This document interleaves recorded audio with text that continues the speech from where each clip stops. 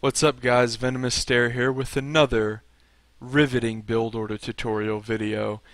This time we're going to focus on Terran versus Zerg, my favorite matchup.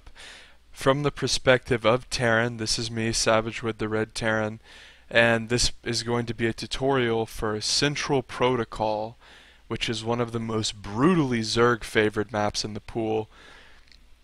And I have a cute little build I like to do on this map, because if you play it standard, it's just fucking terrible, especially if the Zerg's aggressive.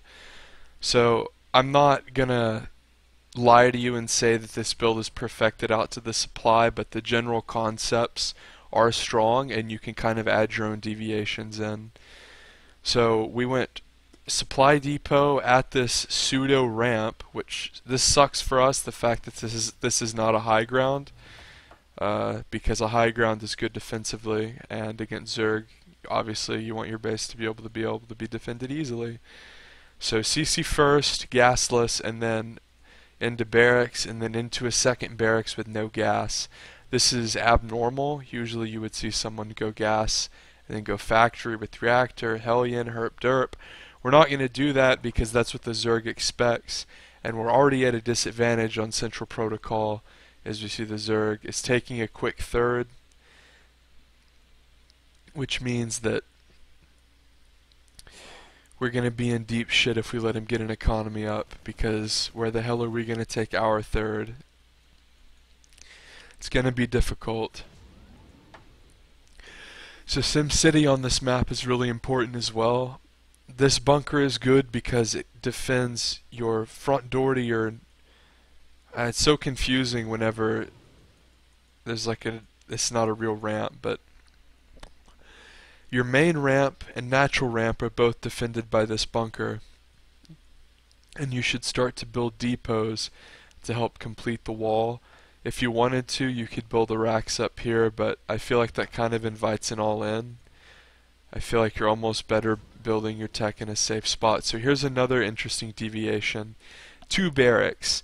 Now this is odd, as we see double gas has been taken in the main. 2 barracks is odd because this means that not only are we committing to delayed tech as Terran, it means that we're going to have a lot of early units. And then we see double supply depot. So I want to mention my SimCity this game is absolute dog shit. It was just kind of building. It was my first game after playing like 50 games of Zerg, so I was building my barracks haphazardly. Obviously, don't build them in a spot where you have to live to build an add-on. That was just a clear mistake. So I start researching STEM. Now, a key concept in StarCraft 2 that I want to talk about is in the early game, whenever you macro, as we see a double eBay going down, as well as constant SCV production.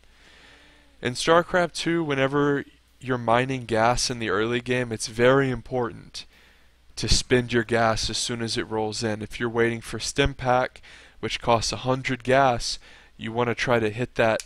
If you have your tech lab ready, you want to try to start that research as soon as possible, because if you let your gas float early, especially as Zerg in StarCraft 2, that's not good, because what you spend your gas on, especially your initial 300 gas, really influences how fast you get your tech out.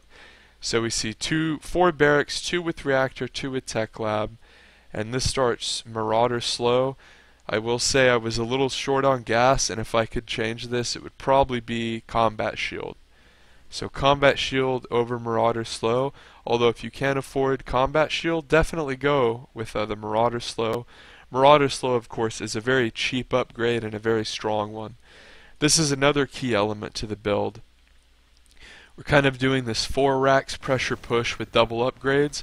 So before we even push out, we want to take the units that we've been producing in the early game, clear out the towers, and clear out the Zerg's vision, because a key element of playing Zerg is seeing when your opponent moves out and knowing when to stop making drones. So this is another important thing.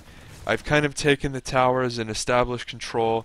I'm going to push forward with my Marines here and see what I'm dealing with.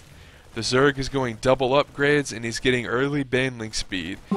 He's even delaying his Spire to do this. This is very, very strong against what I'm doing. page. Hold on. Hold on.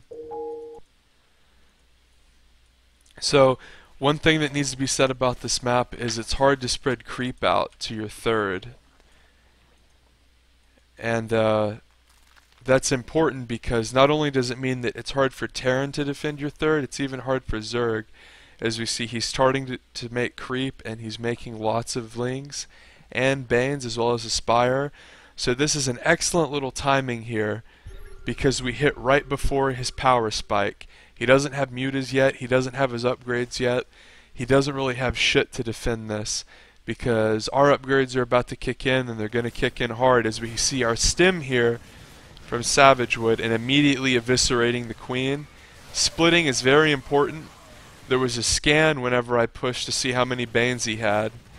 And remember guys, if you know your opponent has banelings, you can stem in and pre-split to avoid any situations. You know, I think if you're below Diamond League, splitting in the moment and doing it well is too much to ask.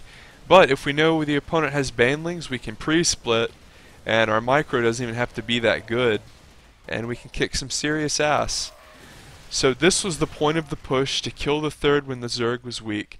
Mission fucking accomplished. Notice how I went in immediately because I knew my upgrades were finishing.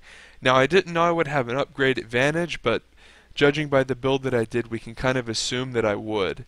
Now it's worth noting that his lack of creep spread made him even more off guard, as well as the move out that we did in the early game. Remember, these are all elements that build up to that all-in. That all-in only succeeded with about 4 Marines. So think about if we hadn't have done the little things, if we had just slopped out with that attack and it was 30 seconds later, the fucking Zerg defends that easily. He might even have mutas to cut off our reinforcements. Obviously this was a mistake. Don't rally. When you rally your shit out, when you do parade pushes / all-ins, always remember to rally it back.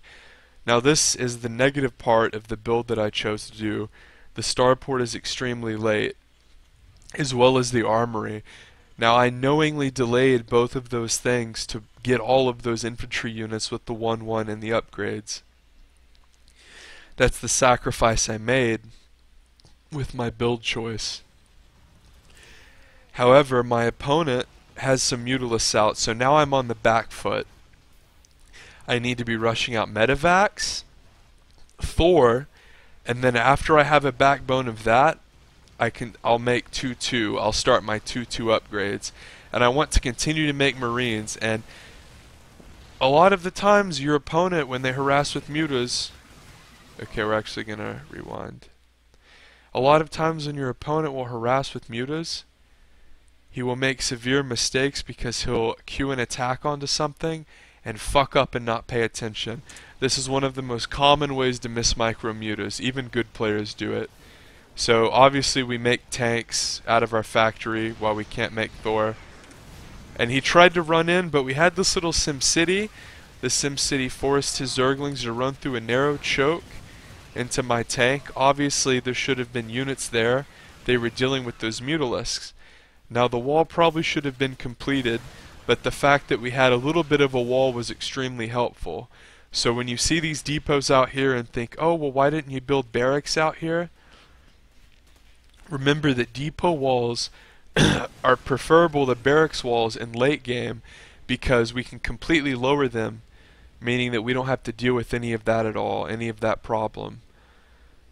Because oftentimes if you make barracks walls, big hefty barracks walls at your natural, it'll be really hard to move, especially mid and late game when you're being harassed by mutas and everything's running through a tiny choke and you can't fix it. So we see 2-2 started, double medevacs, an armory obviously, so the 2-2. A few turrets on the perimeter of our base as well. Whenever you're playing against mutas, you always want to make a couple in your mineral line. And this is a scrappy game, so I'm going to try to take this incredibly difficult third, and our opponent, Professor McDougal, is going to harass us with mutas. And if we lose this third, we're pretty much fucked. So we're going to have to stem our already overstemmed army, but thankfully we have medevacs. And if we look at Professor McDougal, basically he was all in pretty much. Not all in, that's a bad term. he was heavily committed to doing damage with his Mutalisk after I killed his third base. So we see that his third and fourth base were both delayed. His third and fourth are both up, but he's playing such a low econ game at 37 drones where he can only commit to produce Mutalisk in a handful of lings. He can't really commit to producing drones very much, especially considering his larva issues. Another thing you have to consider is whenever people play Muta styles, they're harassing a lot. So if you fuck with someone who's going Muta, a lot of times if you severely affect their economy, they'll get into these weird situations where they can't really afford to pump out Mutalisk, because remember, with Muta styles, Zerg has to use so many larvae that if they don't have a fully functioning economy, they kind of have to choose between just mutas or just drones, whereas the way a perfect macro Zerg would work and functions in games where he has a full normal 3 base, creep spread, everything happens normally, is you have upgrades going, you have the ability to make drones, make more bases, have a backbone for lings and banes, / mutas. So you can kind of choose the ground army, choose the mutas, but also tech in some drones. And for Zerg, the ability to expand and make drones is the difference between a won and lost game. As we see, this base has 3 drones, and I don't know why production wasn't pulled up. And this base doesn't really have any drones. Professor McDougal has been stuck in such a bad position because of what we did to him in the mid game that he's pretty much been doing this, producing pure mutas, harassing, and granted it's done damage and he's been playing well, but now that I've established this third, which is a PF, don't fucking make this a command center, guys. I know that your third is, you want it to be a command center, and it's way better if it's a command center, but you're not going to be able to hold this shit. They're going to be counterattacking all day. So do yourself a favor and make it a PF. Also, when someone goes Muta styles off of low econ, this is an incredibly important tip. Make Thor, because they'll probably have very heavy Muta as opposed to like a huge mass ling, roach support, infester stuff maybe type deal. That was one hell of a sentence. So make Thor hard counter Muta, and if you can afford it, get the +1 upgrade. We see the banelings morphing here, so it's very important we stim and run in and get damage done. This Zerg has his pants down. Every second that goes by is a second that we can be doing damage. Here's that pre-split I was talking about. You don't have to be Marine King, guys. You just have to scan ahead and make your Marauders move forward. And look at this. See this Muta count? He didn't have that ground army that's necessary to fight this army. So whenever he brought in his hefty Muta count, which was actually well upgraded, credit to him, it just wasn't able to hang. Notice he had 19 unsupported banelings but a fair amount of mutas. That's a direct product of this lack of economy that was caused by our push.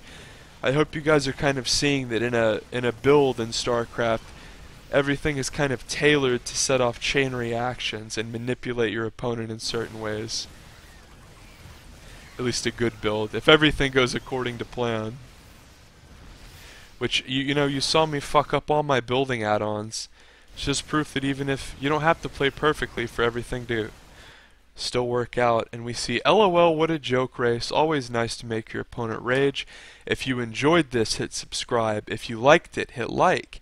If you thought something was particularly compelling or insightful, leave a comment. If you thought this was nice and want to see more content, follow me on Twitter. Go win those ladder games.